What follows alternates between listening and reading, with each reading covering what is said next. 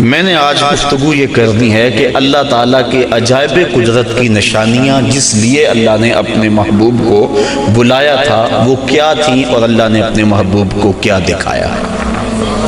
سب سے بڑی نشانی اور سب سے بڑی دولت جو محبوب کے دامن میں ڈالی گئی اور حضور کو عطا کی گئی وہ اپنا دیدار تھا۔ سب سے بڑی دولت جو اللہ تعالیٰ نے اپنے محبوب کو عطا فرمائی وہ اپنا دیدار تھا۔ رخ سے پردہ ہٹا دیا اور محبوب کو اپنا جلوہ دکھا دیا۔ اللہ اکبر۔ اعلی حضرت امام اہل محبت امام شاہ احمد رضا خان فاضل بریلوی علیہ رحمہ فرماتے ہیں، اور غیب بلا تم سے کیا نہاں ہو، جب خدا ہی تم سے نہ چھپا تم پہ کروڑوں درود۔ اب اس میں بھی اختلاف ہے کہ کیا دیدار الہی حضور نے معراج کی رات کیا تھا یا نہیں کیا تھا۔ بعض لوگوں کا موقف یہ ہے کہ حضور گئے تھے اور سدرۃ المنتہا کے پاس جبریل امین کو دیکھ کر آ گئے تھے، اللہ تعالیٰ کا دیدار نصیب نہیں ہوا۔ اگر یہ بات ہے تو پھر معراج موسیٰ علیہ السلام اور معراج مصطفیٰ میں فرق کیا ہوا کہ انہوں نے بھی نہ دیکھا اور یہ بھی نہ دیکھ سکے؟ اور جبریل کو اگر دیکھنے گئے تھے، جبریل تو 26,000 مرتبہ حضور کی چوکھٹ پہ آیا تھا، تو پھر حضور علیہ السلام وہاں گئے۔ اللہ تعالیٰ نے سورہ نجم کے اندر بیان فرمایا کہ ما کذب الفؤاد ما رأى، ما کذب الفؤاد ما رأى، جو آنکھ نے دیکھا دل نے اس کی تکذیب نہیں کی بلکہ تصدیق کر دی۔ تصدیق کون کرتا ہے؟ ایک شخص اچانک یہاں نظر آئے اور میں گمان کروں کہ یہ فلاں شخص ہے، تو میں آپ سے پوچھوں جناب یہ وہی ہے؟ تو جس نے اسے دیکھا ہوگا، جو اسے پہچانتا ہوگا، وہی کہے گا نا جناب ہاں یہ وہی ہے۔ اور جس نے میری طرح پہلی مرتبہ دیکھا ہے وہ تصدیق تو نہیں کر سکتا۔ تصدیق تو وہ کرتا ہے جس نے پہلے دیکھا ہو۔ اب اللہ قرآن میں کہتا ہے ما کذب الفؤاد ما رأى، جو آنکھ نے دیکھا دل نے اس کی تائید کی۔ آنکھ نے دل سے پوچھا یہ وہی ہے، تو دل نے کہا ہاں وہی ہے جو درد بن کے رہتا تھا۔ تو معلوم ہوا کہ قلب مصطفیٰ پہلے دیکھ چکا تھا، آنکھ نے آج دیکھا تھا۔ تو جس کو دل نے دیکھا ہو جب آنکھ اسے دیکھ لے تو اسے معراج کہتے ہیں۔ تو باقی رہا بات دل کے دیکھنے کا، امام عبد الوہاب شعرانی علیہ رحمہ آپ فرماتے ہیں کہ حضور علیہ السلام کو 34 مرتبہ معراج ہوا ہے۔ 33 مرتبہ حضور کو قلبی اور روحانی معراج ہوا ہے اور 1 مرتبہ سر کی آنکھوں سے اپنے رب کو دیکھا ہے۔ تو دل تو پہلے بھی جلوے پا چکا تھا، دل کو پہلے بھی انوار کی دولت ملی تھی، اور آنکھ نے آج پہلی بار دیکھا تھا۔ تو جو دل میں ہو جب سامنے آ جائے تو اسے معراج کہتے ہیں۔ تو ما کذب الفؤاد ما رأى، آنکھ نے جو دیکھا پھر دل نے اس کی تائید کر دی، تصدیق کر دی، تردید نہیں کی۔ اس پر علماء کی ابحاث ہیں، گفتگو ہے۔ حضرت امام احمد بن حنبل سے کسی نے پوچھا کیا لیلۃ المعراج کو محبوب علیہ السلام نے اپنے رب کو دیکھا؟ آپ نے فرمایا رآہ رآہ رآہ حتی انقطع نفسہ، آپ نے فرمایا ہاں دیکھا ہاں دیکھا، اتنی بار یہ لفظ کہے کہ آپ کی سانس ٹوٹ گئی۔ کہا وہ گئے دیکھنے تھے اور دیکھ کر آئے تھے۔ اور اللہ تعالیٰ جل شانہ نے سورہ نجم کے اندر اس بات کو بڑی تفصیل کے ساتھ بیان فرما دیا کہ ارشاد فرمایا ما کذب الفؤاد ما رأى، جو آنکھ نے دیکھا دل نے اس کی تصدیق کی۔ افتمارونہ علی ما یری، تو کیا تم ان سے ان کے دیکھے ہوئے پر جھگڑتے ہو، تم بحث کرتے ہو ان کے دیکھے ہوئے پہ؟ آگے سنیے ذرا قرآن نے کیا کہا، وَلَقَدْ رَآهُ نَزْلَةً أُخْرَى، اچھا پھر سنو، اس نے ایک بار نہیں 2 بار دیکھا۔ تم ان کے دیکھے پہ جھگڑتے ہو کہ دیکھا کہ نہیں دیکھا؟ افتمارونہ، کیا تم ان سے بحث کرتے ہو؟ الا، اس بات پر، ما یرا، انہوں نے جو دیکھا، کہا وَلَقَدْ رَآهُ نَزْلَةً أُخْرَى، تو انہوں نے 2 مرتبہ دیکھا۔ اللہ اکبر۔ اور پھر آگے چل کے ارشاد فرمایا مَا زَاغَ الْبَصَرُ وَمَا طَغَىٰ، اور ایسا دیکھا کہ آنکھ بھی نہیں جھپکی، آنکھ بھی نہیں جھپکی، نہ آنکھ جھپکی نہ حد سے بڑی۔ جب بندہ سورج کو دیکھتا ہے تو نظر چندھیا جاتی ہے اور دیکھ نہیں پاتا۔ حضرت موسیٰ علیہ السلام جلال خداوندی کی تاب نہ لا سکے، خرّ موسیٰ صاعقہ، قرآن نے کہا، زمین پہ بے ہوشی ہوئی اور تشریف لے آئے، اور جب سر اٹھایا اٹھے، انی تبت الیک کے نغمے گانے لگے۔ لیکن یہاں کیا ہے؟ آنکھ بھی نہیں جھپکی، اور آنکھ میں طغیانی اور سرکشی بھی نہیں آئی۔ یہ کون کہہ رہا ہے؟ مالک کہہ رہا ہے کہ ایسا دیکھا کہ آنکھ بھی نہیں جھپکتا، نہ حد سے بڑھتی ہے آنکھ اور نہ آنکھ چندھیاتی ہے۔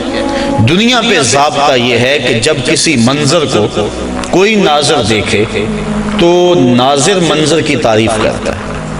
گرمیوں میں آپ شمالی علاقہ جات میں نکل جاتے ہیں، وادی کیلاش میں چلے جاتے ہیں، سواد، کاغان، کتنی خوبصورت وادیاں اللہ نے پاکستان کو عطا فرمائی ہیں۔ وہاں آپ جاتے ہیں، جب واپس پلٹتے ہیں تو دوستوں کے سامنے منظر کشی کرتے ہیں کہ پہاڑوں سے اترتی ہوئی آبشاریں، گنگناتی ہوئی ندیاں، اور درختوں کی وہ قطاریں پریوں کی صورت کے اندر پہاڑوں پہ موجود تھیں۔ برف پوش وادیوں کا بھی تذکرہ کرتے ہیں، اٹکیلیاں کرتے ہوئے دریاؤں کے پانیوں کا تذکرہ کرتے ہیں۔ آپ پلٹ کے آ کے منظر نگاری کرتے ہیں کہ حد ہو گئی، کیسا حسن تھا۔ علامہ اقبال علیہ رحمہ جب ان علاقوں میں گئے، کشمیر کے علاقوں میں، تو انہوں نے آ کر کہا من خدارا آنجا دیدم بے حجاب، لوگوں میں اس کو وہاں بے حجاب دیکھ کر آیا۔ اللہ اکبر۔ تو وہ کیسا منظر ہے، بندہ دیکھتا ہے تو دیکھنے والا منظر نگاری کرتا ہے۔ لیکن دنیا کا ضابطہ یہاں یہی رہا ہے کہ ناظر منظر کی تعریف کرتا ہے، واہ واہ کیسا منظر تھا، نظر کہتی ہے واہ واہ کیسا منظر تھا۔ لیکن پہلی مرتبہ ایسا ہوا جب نگاہ مصطفیٰ نے جمال خدا کو دیکھا تو منظر پکار اٹھا، ما زاغ البصر وما طغیٰ، واہ واہ کیسی آنکھ ہے، نہ بھٹکتی ہے نہ بہکتی ہے۔ اللہ اکبر۔ تو منظر نے پہلی مرتبہ نظر کی تعریف فرمائی۔ تو ایسا دیکھا کہ ایسا کسی نے نہیں دیکھا ہوگا جیسا مصطفیٰ نے دیکھا۔ اللہ تعالیٰ نے اپنے محبوب علیہ السلام کو فرمایا یا محمد انت و انا و ما سوا ذالک خلقت لاجلک، محبوب ایک تو ہے ایک میں ہوں، اور اس کے علاوہ جو کچھ ہے میں نے تیرے لیے پیدا کیا۔ تو حضور علیہ السلام نے جواباً عرض کی اللہم انت و انا و ما سوا ذالک ترکتہ لاجلک، مالک ایک تو ہے ایک میں ہوں، اور اس کے علاوہ جو کچھ تو نے میرے لیے پیدا کیا سب کچھ تیرے لیے چھوڑ آیا ہوں۔ اللہ تعالیٰ نے اپنے محبوب کو بہت کچھ دیا، جھولیاں بھر دی، ہماری عقلیں احاطہ نہیں کر سکتی۔ امام حقی لکھتے ہیں 70,000 اسرار تھے، 70,000 رموز اور 70,000 حکایتیں، بہت کچھ عطا کرنے کے بعد فرمایا محبوب یہ تو میں نے تجھے اپنی مرضی سے دیا، اب تو بتا تیری چاہت کیا ہے۔ بما اشرفک یا احمد صلی اللہ علیہ وسلم، اس کو امام غازی نے بھی لکھا، ملا جیون تفسیرات احمدیہ میں لکھتے ہیں، باقی لوگوں نے بھی اس کو لکھا، کہا بما اشرفک یا احمد، اے محبوب بتا تجھے کیا عطا کروں، تیری اپنی چاہت اور ڈیمانڈ کیا ہے۔ اب 1 منٹ کے لیے میں آپ کو اختیار دے دوں، مجھے اختیار دیا جائے کہ مانگو کیا مانگنا ہے، تو ہمارے سوال سے ہماری ذہنی اپروچ کی خبر ہو جائے گی، کس کی سوچ کتنی بلند ہے، کیا مانگتا ہے۔ کسی کے سوال سے اس کے اندر کی کیفیت سمجھ میں آ جاتی ہے۔ کسی کی عظمت کا اندازہ کرنا ہو تو اس کے سوال سے اندازہ کیا جا سکتا ہے۔ اب اللہ نے اپنے محبوب کو اختیار دیا کہ محبوب مانگ کیا مانگتا ہے۔ اب دیکھیے حضور کا انتخاب کہ حضور نے کیا مانگا۔ جب کہا بما اشرفک، تجھے کس چیز سے نوازوں، تو عرض کی بنسبتی الیک شرفنی بالعبودیہ، اے اللہ ساری زندگی میں نے کہا کہ تو میرا رب ہے، سجدوں میں، قیام میں، رکوع میں، بدر کی وادی میں پتھر کھانے کھائے اور میں نے کہا کہ تو میرا رب ہے، مطاف میں، حتیم میں، کعبۃ اللہ میں، سین حرم میں، ہر جگہ میں نے کہا کہ تو میرا رب ہے۔ آج تو بھی تو کہہ دے کہ تو میرا بندہ ہے۔ بنسبتی الیک شرفنی بالعبودیہ، آج تو مجھے بندہ کہہ کے پکار دے۔ تو اللہ تعالیٰ نے اپنے محبوب علیہ السلام کو معراج کے واقعہ میں جہاں بھی پکارا عبد کہہ کے، سبحان الذی اسریٰ بعبدہ فاوحی الی عبدہ ما اوحی، اور پھر 50 نمازوں کا تحفہ دے کر حضور علیہ السلام کو روانہ کیا۔ تفصیلات بہت ساری ہیں، اختصار کے ساتھ اپنے مضمون کی طرف آ رہا ہوں۔ حضرت موسیٰ علیہ السلام چھٹے آسمان پہ ملے اور کہا کیا ملا؟ بتلایا کہ 50 نمازیں ملی ہیں اور جنابت پر 7 مرتبہ غسل کرنا ملا ہے، کسی کپڑے کو نجاست لگ جائے تو 7 بار اس کو دھونا اور اس سے وہ پاک ہو جائے گا، مجھے یہ ملا ہے۔ اللہ کی بارگاہ میں حاضر ہوا اور یہ تحائف لے کر پلٹا ہوں۔ تو حضرت موسیٰ علیہ السلام نے کہا کہ آپ کی امت اتنا بوجھ برداشت نہیں کر سکتی، چونکہ میں بنی اسرائیل کا تجربہ رکھتا ہوں، یہ 50 نمازیں نہیں پڑھیں گے۔ اللہ کی بارگاہ میں جائیں اور تخفیف کی درخواست کریں۔ حضور علیہ السلام حاضر ہوئے، تخفیف کی درخواست کی، 5 نمازیں معاف ہوئی، باقی 45 رہ گئی۔ اس طرح باقی معاملات میں بھی تخفیف ہوئی۔ پھر آئے، انہوں نے پھر کہا، پھر گئے، پھر آئے، حتیٰ کہ علی حاضر قیاس 5 نمازیں رہ گئیں۔ حضرت موسیٰ علیہ السلام نے عرض کی کہ حضور ایک مرتبہ اور چاہیے۔ فرمایا مجھے اب اپنے رب سے حیا آتی، چونکہ عادت باری تعالیٰ یہ تھی کہ ہر بار 5 نمازیں معاف ہوتی تھی، اب رہ ہی 5 گئی تھی۔ اب جاتے تو اللہ یہ بھی رخصت دے دیتا، جو 50 سے 5 کر سکتا ہے وہ 5 میں بھی تخفیف فرما سکتا تھا، لیکن کہا اب مجھے اپنے رب سے حیا آتی ہے۔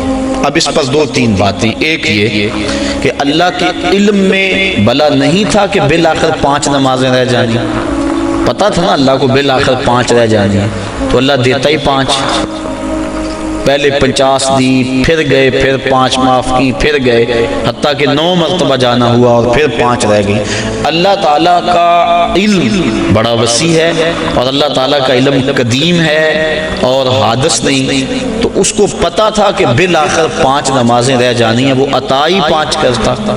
لیکن اگر وہ 5 دیتا، لوگوں کو عظمت مصطفیٰ کا علم کیسے ہوتا؟ اللہ کے ہاں جو محبوب علیہ السلام کی محبوبیت ہے اس کا پتہ کیسے چلتا؟ اور دوسری بات، لا تبدیل لکلمات اللہ، اللہ کی باتیں تبدیل، اور یہاں بظاہر 9 مرتبہ تبدیلی آئی ہے۔ کتنی مرتبہ؟ تو اللہ تو فرماتے میری باتیں تبدیل نہیں ہوتی، یہاں 9 مرتبہ تبدیلی آئی۔ تو اللہ تعالیٰ نے دوسرا ضابطہ دے دیا، من جاء بالحسنۃ فلہ عشر امثالھا، جو ایک نیکی کرے 10 کا ثواب دوں گا۔ اللہ کی باتیں نہیں بدلتی، تم 5 پڑھو گے ثواب میں 50 کا ہی عطا فرما۔ تو یہ جو معراج ہے، اس کا جو اہم ترین تحفہ امت کے لیے حضور لے کر آئے وہ نماز کی صورت میں تھا، اور ارشاد فرمایا حبب الی من دنیاکم ثلاث الطیب والنساء وجعلت قرۃ عینی فی الصلاۃ، مجھے تمہاری دنیا سے صرف 3 چیزیں پسند ہیں، خوشبو، منکوحہ عورتیں، اور میری آنکھوں کی ٹھنڈک نماز میں رکھی گئی۔ اور یہ بھی فرمایا الصلاۃ معراج المؤمنین، نماز مومنوں کا معراج ہے۔ اللہ اکبر۔ اور یہ بھی ارشاد فرمایا جس نے نماز قائم کی اس نے دین کو قائم کیا، جس نے نماز گرا دی اس نے دین گرا دیا۔ اور صحابہ فرماتے ہیں ہم مومن اور کافر کے درمیان فرق نماز سے کرتے تھے، جو نماز پڑھتا ہم سمجھتے مومن ہے تبھی تو پڑھتا، اور جو نماز نہ پڑھتا ہم سمجھتے کافر ہے تبھی نہیں پڑھتا۔ اور کل قیامت کے دن اللہ تعالیٰ سب کو ارشاد فرمائے گا کہ مجھے سجدہ کرو۔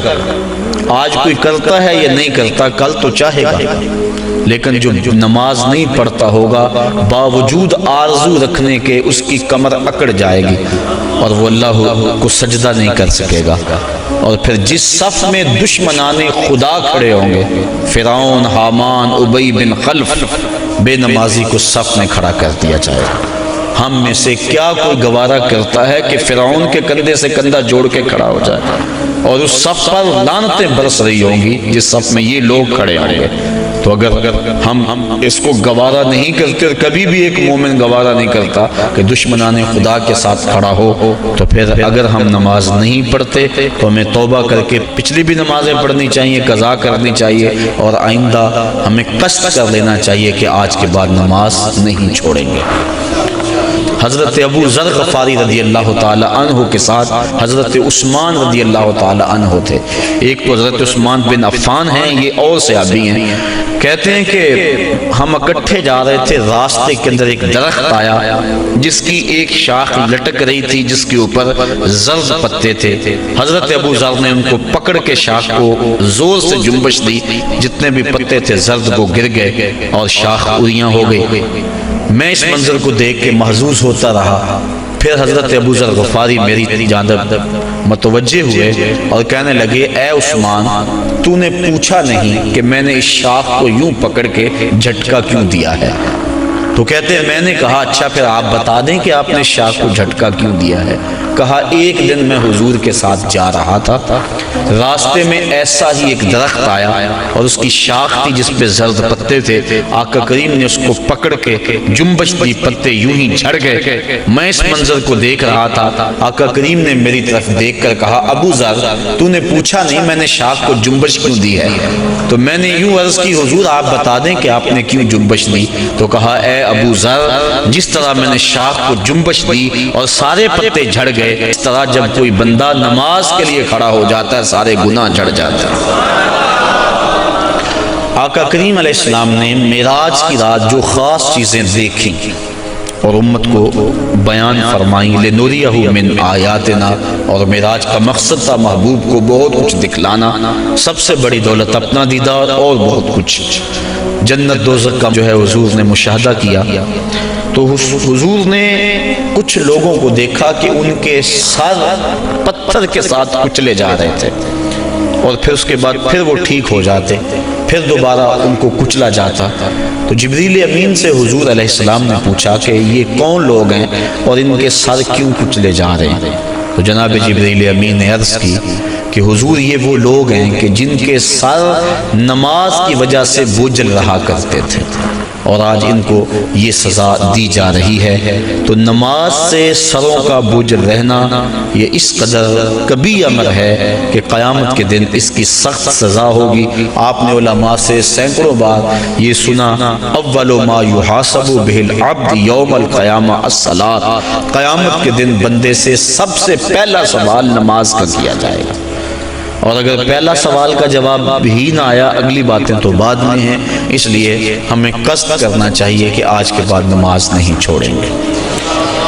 حضور علیہ السلام نے معراج کی رات ایک شخص کو دیکھا، لکڑیوں کا ایک بہت بڑا گٹھا تھا جس کو اٹھانے کی کوشش کرتا تھا لیکن اس سے وہ اٹھایا نہیں جاتا تھا، بھاری تھا، اس کی طاقت سے زیادہ تھا، لیکن اس کے باوجود وہ دائیں بائیں سے لکڑیاں اس کے اندر شامل کرتا تھا۔ پوچھا کہ یہ کون شخص ہے؟ اس کا جو گٹھا ہے لکڑیوں کا وہ پہلے بڑا بھاری ہے اور مزید وہ لکڑیاں دائیں بائیں سے لے کر اس کے اندر شامل کر کے اس کو مزید وزنی کرتا چلا جا رہا ہے۔ تو عرض کی کہ حضور یہ آپ کی امت کا وہ شخص ہے کہ جس کے پاس لوگوں کی کثرت کے ساتھ امانتیں موجود ہیں اور وہ ان کو ادا کرنے کی پوزیشن میں نہیں، لیکن اس کے باوجود اور امانتیں پکڑتا چلا جا رہا ہے، اور اس بات میں حدیث ہے کہ لوگ میرے پاس پیسے امانتیں جمع کروائیں۔ تو کل قیامت کے دن اس صورت کے اندر جو ہے وہ اس کی سزا دکھلائی گئی کہ اس گٹھے کو اٹھانے کی کوشش کرتا ہے، اور ایک روایت میں آتا ہے کہ کل قیامت کے دن جس شخص نے لوگوں کی امانتیں دینا ہوں گی تو اس کو لوگ پکڑیں گے اور کہیں گے ہماری امانتیں واپس کر، وہ کہے گا اب اس وقت تو میرے پاس کچھ نہیں ہے۔ اسے فرمایا جائے گا کہ جو ان لوگوں کی امانتیں تیرے پاس ہیں وہ ایک جگہ رکھی ہوئی ہیں، اگر تو ان کو وہاں سے لا کر کے دے دے تو تیری جان چھوٹ سکتی ہے۔ تو وہ کہے گا کہ کہاں ہیں؟ تو اس کو جہنم کے دروازے پہ لے جایا جائے گا اور پھر کہا جائے گا اس جہنم میں اتر، اس کے پیندے میں امانتیں رکھی ہیں اور وہ نکال کے ان لوگوں کو دے۔ اور حدیث کی روح سے جہنم کی جو گہرائی ہے وہ 70 سال لگتے ہیں اس کی تہہ تک پہنچنے میں۔ آقا کریم تشریف فرما تھے کہ ایک دھماکے کی آواز آئی، پوچھا صحابہ اس آواز کو سنا؟ عرض کی ہاں۔ فرمایا کہ یہ آواز کیسی ہے؟ اللہ و رسولہ عالم۔ عرض کی اللہ اس کا رسول جانتا ہے۔ فرمایا 70 سال قبل جہنم میں ایک پتھر پھینکا تھا، اب وہ پیندے پہ گرا ہے، یہ اس کے گرنے کی آواز ہے۔ تو 70 سال جاتے ہوئے لگتے ہیں اور 70 سال آتے ہوئے لگتے ہیں۔ بعض لوگ کہہ دیتے ہیں یار اگر جہنم میں گئے بھی تو ایک جھٹکا لگے گا، اگر ایک جھٹکا بھی لگا تو 140 سال لگ جائیں گے۔ فما اصبرہم علی النار، لوگوں کا آگ پر کتنا بڑا حوصلہ ہے کہ وہ ایسی باتیں کر جاتے ہیں۔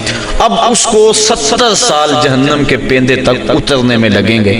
وہاں واقعی مانتے جو لوگوں کی اس نے پکڑی ہوئی ہوں گی وہ موجود ہوں گی، ان کو پکڑ کے پھر 70 سال تک اوپر آئے گا، اور جب وہ کنارے پہ آ کے باہر نکلنے لگے گا پھر پاؤں پھسل جائے گا، اور پھر 70 سال تک لڑکتا ہوا نیچے چلا جائے گا، پھر 70 سال بعد آئے گا، اور جب اس کی دیوار کے آخر تک پہنچے گا لیکن پھر اس کا پاؤں پھسل جائے گا۔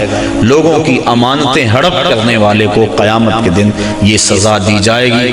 میں اور آپ اتنا بوجھ اٹھائیں جتنا ہم اٹھا سکتے ہیں، اور ہمیں دیکھیں کہ ہم ہمارے ذمے جو ہے وہ کسی کا غصب کیا ہوا، کسی سے رشوت میں لیا ہوا، اور کسی کی مجبوری سے فائدہ حاصل کر کے اس سے مال لیا ہوا، اور دیوار رکھتے ہوئے ہم سائے کے 2 انچ دبائے ہوئے ہم سب کچھ دیکھ سکتے ہیں اور اپنے مستقبل کی منصوبہ بندی کر سکتے ہیں۔ حضور علیہ السلام آگے گئے تو آقا کریم نے دیکھا کہ کچھ عورتیں ہیں کہ جو چھاتیوں کے بل لٹکائی گئی۔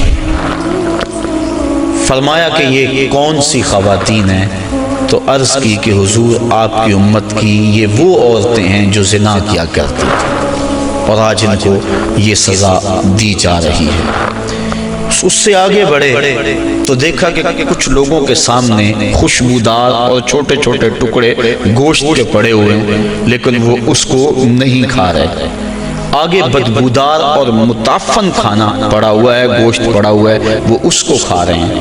پوچھا کہ یہ کون لوگ ہیں؟ تو جبریل نے عرض کی کہ آپ کی امت کے یہ وہ لوگ ہیں کہ جن کو حلال بیویاں میسر تھی، لیکن اس کے باوجود وہ بازاری عورتوں سے اپنا منہ کالا کیا کرتے تھے۔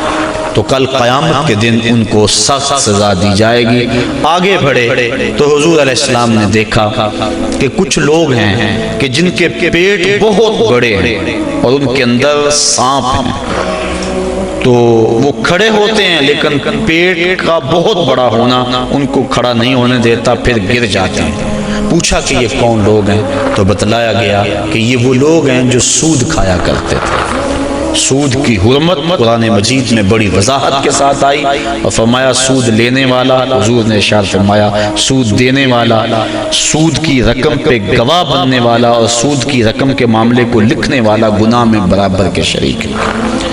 تو اس لیے ہمیں ان چیزوں سے بچنا چاہیے۔ ایک حدیث میں آیا، آقا کریم نے ارشاد فرمایا، حضرت علی المرتضیٰ سے روایت ہے، فرمایا 7 اشخاص ایسے ہیں جب تم انہیں قبر میں دفن کر کے آتے ہو تو ان کے رخ قبلے سے پھیر دیے جاتے ہیں، اور ساتھ فرمایا فَاذْهَبُوا وَانْبُشُوا قُبُورَهُمْ فَإِن لَّمْ تَجِدُوا هَٰكَذَا مَا قُلْتُ لَكُمْ فَهُوَ بَاطِلٌ، کہا جاؤ جا کے قبریں اکھیڑ کے دیکھ لو، اگر ایسا نہ پاؤ جیسا میں کہہ رہا ہوں تو آ کے کہہ دینا کہ غلط کہا تھا۔ عرض کی قیلا من ہم یا رسول اللہ صلی اللہ علیہ وسلم، عرض کی حضور یہ کون لوگ ہیں کہ جن کے رخ قبر میں قبلے سے پھیر دیے جاتے ہیں؟ تو حضور نے ارشاد فرمایا شارب الخمر و بائع البش و شاہد الزور وآکلۃ الربا والنائحۃ والمحتکر وتارک الجماع۔ 7 اشخاص گنوائے۔ پہلا شارب الخمر، شراب پینے والا۔ ایک روایت کے لفظ ہیں کہ شراب اپنے لیے بنانے والا، کسی اور کے لیے بنانے والا، شراب پینے والا، شراب پلانے والا، شراب بیچنے والا، شراب خریدنے والا، اور جس کے لیے شراب خریدی ہے، شراب کو ڈھونے والا، دوسری جگہ منتقل کرنے والا، ہمارا سب پر اللہ کے رسول نے لعنت بھیجی۔ تو یہ ایسا برا فعل ہے. ایک روایت کے لفظ میں نے پڑھے کہ شارب الخمر کعابد الوثن، شراب پینے والا بت پوجنے والے کی طرح. ہمارے معاشرے میں شراب نوشی سرایت کر گئی ہے، اور اب تو بعض طبقوں کے اندر یہ برا بھی نہیں سمجھا جاتا، جبکہ حلال سمجھ کے پینا تو کفر ہے، اور اس کو حرام سمجھتے ہوئے اس کی حرمت کے قائل ہونے کے باوجود پینا یہ گناہ کبیرہ ہے، اور منع فرمایا گیا سختی کے ساتھ. ارشاد فرمایا ایک تو ویسے بھی شرابی جب مرتا ہے اسے مرتے ہوئے کلمہ نصیب نہیں ہوتا، اور دوسرا یہ روایت جو میں نے آپ کے سامنے رکھی کہ اس کا قبلے سے رخ پھیر دیا جائے گا. اور اب یہ بھی میڈیا پہ بیٹھ کے ہمارے روشن خیال حکمرانوں کی ایما پر لوگ کہہ رہے ہیں کہ صرف خمر حرام ہے، باقی جو چیزوں سے کشید کی گئی چیزیں ہیں وہ حرام نہیں ہے، جبکہ میرے اور آپ کے آقا و مولا صلی اللہ علیہ وآلہ وسلم نے واضح طور پہ فرمایا ہر وہ چیز جو نشہ لاتی ہے وہ شراب ہے، اور ہر شراب خمر حرام ہے. تو وہ نشہ چاہے کوئی بھی چیز لانے والی ہو اس کو شریعت نے واضح طور پہ حرام کر دیا. یہ دوسرا بائع البش، جن کے رخ جو ہیں وہ قبلے سے پھیر دیے جائیں گے، تو فرمایا ان میں سے بردہ فروشی کرنے والا، انسانوں کی خرید و فروخت کرنے والا. اب دنیا پہ یہ اس انداز سے غلامی کا انداز تو نہیں ہے، لیکن اعضائے انسانیہ کو اب بھی لوگ فروخت کر رہے ہیں. آپ روزانہ اخبارات میں پڑھتے ہیں کہ گردہ فروشی کا کاروبار اور مختلف اعضائے بدنیہ کا کاروبار. تو یہ دوسرے وہ شخص جو انسان یا انسان کے کسی عضو کا کاروبار کرتے ہیں، کل جب وہ مریں گے تو ان کا رخ قبلے سے پھیر دیا جائے گا. تیسرا ارشاد فرمایا وشاہد الزور، اور جھوٹی گواہی دینے والا. بلکہ ایک روایت میں آقا کریم نے فرمایا میں تمہیں بڑے بڑے گناہوں کی خبر نہ دے دوں، الا انبئکم باکبر الکبائر، بڑے بڑے گناہوں کی خبر نہ دے دوں. صحابہ نے عرض کی ہاں حضور آپ ارشاد فرمائیں. فرمایا الاشراک باللہ وعقوق الوالدین الا وقول الزور، اور ایک فرمایا وشہادت الزور. یہ مختلف اقوال ہیں احادیث میں، مختلف احادیث میں. تو شہادت الزور جھوٹی گواہی کو حضور علیہ السلام نے جو ہے وہ اکبر الکبائر میں شمار کیا. اور چوتھا فرمایا سود کھانے والے، سود لینا، سود دینا، سود لکھنا، اس کی رقم پر گواہ بننا، ان وزر میں فرمایا چاروں برابر ہیں. اور ایک روایت ہے صحاح کی، ارشاد فرمایا کہ سود کے گناہ کے 70 درجے ہیں، اور کم سے کم درجہ اپنی ماں سے زنا کرنا ہے. اب میں اور آپ دیکھیں اور اپنی زندگی کی راہ کو درست کریں. آگے فرمایا وَالنَّائِحَاتُ، نوحہ کرنے والی عورتیں جب قبر میں جائیں گی تو ان کا رخ پھیر دیا جائے گا. جب کوئی شخص فوت ہو جاتا ہے تو صبر کا حکم ہے. آنکھوں کا غم اور دل کا غم رحمان کی طرف سے ہے، ہاتھوں کا اور زبان کا غم شیطان کی طرف سے. فرمایا لیس منا من ضرب الخدود وشق الجیوب ودعا بدعوی الجاہلیہ، جس نے گریبان نوچے، اپنے منہ پہ تھپڑ مارے اور جہلوں جیسی باتیں کی. فرمایا ہمارے سے اس کا کوئی تعلق نہیں ہے. تو دل غم زدہ ہو، آنکھوں سے روئیں، اس شریعت نے منع نہیں کیا. لیکن واویلا کرنا، کوئی کہہ رہا اللہ تجھے ترس نہ آیا، کوئی کچھ بول رہا ہے معاذ اللہ، یہ کفریہ کلمات ہیں. تو فرمایا نوحے کرنے والے کل جب مریں گے تو ارشاد فرمایا کہ وہ عورت جو نوحے کرتی ہے قبر سے اس کا رخ قبلے سے پھیر دیا جائے. والمحتکر، اور چھٹا شخص جو ذخیرہ اندوزی کرتا ہے. ذخیرہ اندوزی انسان کا کھانے پینے کا سامان ہے، غلہ، اور جانوروں کا جو چارہ ہے، اس میں ذخیرہ اندوزی شریعت نے منع فرمائی ہے. باقی جو معاملات ہیں کاروبار آپ کے، ان میں اگر کر لیں تو وہ منع نہیں. اور اس میں حضور نے ارشاد فرمایا جس نے 40 دن تک ذخیرہ اندوزی کی اللہ تعالیٰ اسے 40,000 سال جہنم کی آگ میں جلائے گا. آخر فرمایا وَتَارِكُ الْجَمَاعَةِ، اور جو جماعت کو چھوڑنے والا ہے. نماز تو پڑھتا ہے لیکن جماعت سے نہیں پڑھتا. حضرت محمد بن سماع ایک بزرگ ہیں، امام محمد بن حسن الشیبانی کے شاگرد، اور امام محمد بن حسن الشیبانی امام اعظم کے شاگرد. محمد بن سماع کہتے ہیں 103 سال عمر پائی، کہتے ہیں 40 سال بیت گئے، جماعت کیا میری تکبیر اولیٰ بھی قضا نہ ہوئی. میری والدہ کا انتقال ہو گیا، بس مصروفیت ایسی ہوئی، صدمہ ایسا پڑا کہ میں مسجد میں آیا، سلام پھر گیا تھا، جماعت ہو چکی تھی۔ بڑا پریشان ہوا کہ زندگی میں کبھی کوئی تکبیر اولیٰ بھی نہیں رہی، آج جماعت بھی جاتی رہی۔ پھر میں نے سوچا ایک نماز جو جماعت سے پڑھی جائے، منفرد پڑھنے والی 25 نمازوں کے برابر ہے، ایک روایت میں 27 نمازوں کے برابر ہے، چلو میں اس نماز کو 25 بار پڑھ لیتا ہوں۔ کہتے ہیں میں کھڑا ہو گیا اور اس نماز کو، ان فرائض کو میں نے 25 بار پڑھا، اور جب 25ویں بار پڑھ رہا تھا تو حاطب سے آواز آئی، اے محمد بن سماع، تم نے نماز تو 25 مرتبہ پڑھ لی، لیکن جب امام ولدالدالین کہتا ہے اور اس کے ساتھ فرشتے آمین کہتے ہیں، وہ آمین کہاں سے لاؤ گا؟ تو کہتے ہیں میں پریشان ہوا کہ میں 25 چھوڑ کے 25,000 مرتبہ بھی پڑھوں لیکن جماعت کی فضیلت نہیں پا سکتا۔ تو فرمایا وَتَارِكُ الْجَمَاعَ، اور جماعت کو ترک کرنے والا۔ حضور علیہ السلام نے ارشاد فرمایا کہ پھر میں آگے بڑھا تو میں نے کچھ لوگوں کو دیکھا کہ ان کی زبانیں لوہے کی کینچیوں سے کاٹی جا رہی تھی۔ میں نے جبریل امین سے پوچھا کہ یہ لوگ کون ہیں کہ جن کی زبانیں لوہے کی کینچیوں سے کاٹی جا رہی ہیں؟ جبریل نے عرض کی کہ حضور یہ آپ کی امت کے وہ فتنہ پرور خطیب ہیں جو کہتے کچھ اور تھے کرتے کچھ اور تھے۔ ہاؤلائی خطباء الفتنہ، یہ فتنہ پرور خطیب ہیں جن کی زبان معاشرے میں آگ لگاتی تھی اور زمانے کو کچھ اور کہتے تھے لیکن اپنا عمل اور اپنا کردار ان کا کچھ اور تھا۔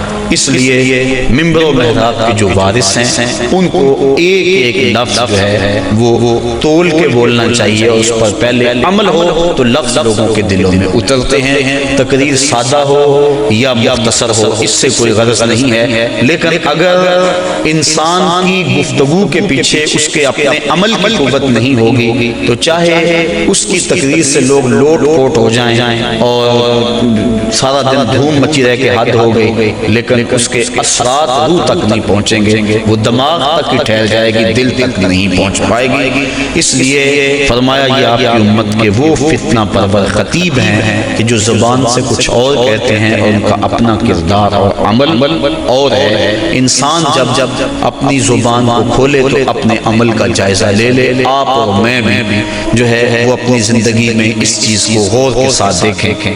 غالباً حضرت بایزید بستامی آپ کے پاس ایک بڑھیا آئی اور اس نے کہا کہ میرا جو بیٹا ہے یہ گڑ بہت کھاتا ہے، میٹھا بہت کھاتا ہے، آپ اس کو تاکید کر دیں، کوئی تعویذ لکھ دیں۔ آپ نے فرمایا اس کو کہ اس کو کل لے کر آنا۔ دور دراز کا سفر تھا، پیدل سفر تھے، دوسرے دن وہ تھکی ہاری پھر آئی۔ آپ نے بچے کے سر پہ شفقت کا ہاتھ پھیرا، کہا بیٹا زیادہ مناسب نہیں ہے کسی چیز میں بھی کثرت کرنا، لہذا جو ہے وہ اعتدال سے آگے نہ بڑھو اور زیادہ نہ کھایا۔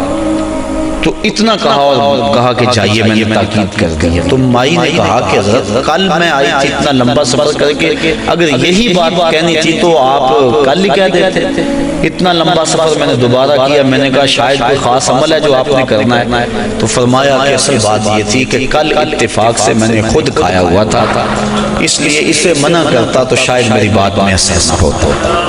اب یہ ایک عام اور سادہ سی بات ہے، لیکن ہم اگر اپنے بچوں کو گھر میں تاکید کرتے ہیں نا، بعض کا لوگ کہتے ہیں جی بچے نماز نہیں پڑھتے، اچھا جی ان کے لیے دعا کر دیں، ہم نہیں پڑھتے چلو یہ تو پڑھیں، تو میں کہا کرتا ہوں یہ کیوں پڑھیں؟ جب تم نہیں پڑھتے تو یہ کیسے پڑھیں؟ ماں باپ کو خود نمونہ بنانا چاہیے، اس طرح ہمارے علماء کو، مبلغین ہیں، مشائخ اعظام ہیں، جو بھی ذمہ دار ہے، جو بھی بات 2 4 10 20 50 لوگوں تک بات منتقل کرتا ہے، اس کو خود نمونہ بننا چاہیے۔ صرف یہ تقریر، واز، لچھے دار گفتگو اور سے لوگوں سے پیسے بٹور لینا یہ بات نہیں ہے، بلکہ بات جو دل سے نکلتی ہے اثر کرتی ہے۔ اس لیے ہم بات دل سے کہیں اور جو کہیں اس پر ہمارا پہلے عمل ہو۔ اللہ کی رضا کے لیے جئیں، اللہ کی رضا کے لیے مریں، یقیناً اس کی برکات ہیں۔ وہ اقبال علیہ رحمہ نے کہا تھا کہ واعظ قوم کی وہ پختہ خیالی نہ رہی، برق طبعی نہ رہی، شعلہ میں کالی نہ رہی، رہ گئی رسم آزاں، روح بلالی نہ رہی،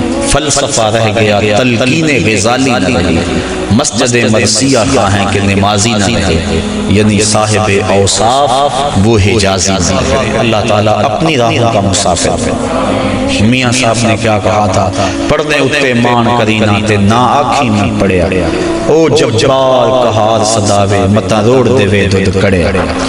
اس لیے آخری دم تک انما الاعمال بالخواتیم، اعمال کا دار و مدار حسن خاتمہ پہ ہے۔ ادارۃ المصطفیٰ کے جتنے مبلغین ہیں مصطفی فقیر ہیں، اور آپ لوگ جہاں جہاں سے بھی آئے ہیں، بس یہ کوشش کریں، یہ اپنا مزاج بنا لیں کہ جو کہنا ہے اس پر پہلے عمل کریں، اور اپنا عمل بہت زیادہ ہونا چاہیے تاکہ قوت کے ساتھ، عمل کی طاقت کے ساتھ کہیں بھی وہ بات دلوں میں اترنے کا فن جانتی ہے۔ اللہ تعالیٰ مجھے اپنی رحمتوں کے اور کرم نوازیوں کے حصار میں رکھے۔ وآخر دعوانا ان الحمدللہ رب العالمین۔